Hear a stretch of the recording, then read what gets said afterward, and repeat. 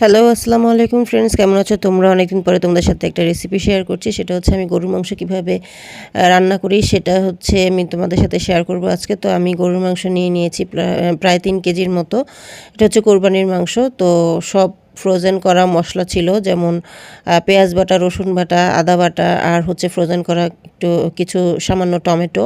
এরপরে হচ্ছে গরম মশলাগুলো যেমন তেজপাতা, দারচিনি, এলাচ, লবঙ্গ, গোলমরিচ এগুলো দিয়ে দিলাম ধুয়ে। তারপরে হচ্ছে গুঁড়া মশলাগুলো দিয়ে দিচ্ছি, হলুদের গুঁড়া, মরিচের গুঁড়া, জিরার গুঁড়া, গরম মশলার গুঁড়া।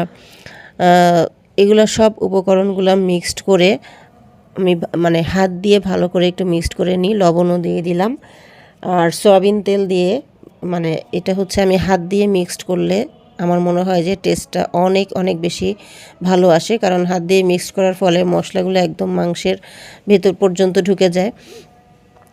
তো এই যে আমি তেল দিয়ে নিচ্ছি, সরিষার তেল দিয়েই বেসিক্যালি আমি রান্না করি। তো সরিষার তেলটা ছিল না, দ্যাটস ওয়াই আমি হালকা একটু সয়াবিন তেল দিয়ে নিলাম। তো ফার্স্টে আমি বেশি তেল দেই না, কারণ হচ্ছে মাংস থেকে অনেক তেল অলরেডি গলে যাবে। তো এইভাবেই হচ্ছে হালকা একটু হাতের মধ্যে যে মশলাগুলো লেগেছিলো ওগুলো ধুয়ে দিয়ে একটু পানি দিয়ে আর কিছু পেঁয়াজ কুচি, বেশ খানিকটা পেঁয়াজ কুচি দিয়ে ঢেকে দিলাম। এই দেখো আস্তে আস্তে করে আমি মাংসটা এভাবেই, মাংসের থেকে পানি গলে মাংসটা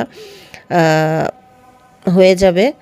আর হচ্ছে একটু মাখো মাখো ঝোল থাকবে। আর পাশের চুলে আমি ভাত রান্না করছিলাম, ওটা একটু আগে দেখেছো তোমরা।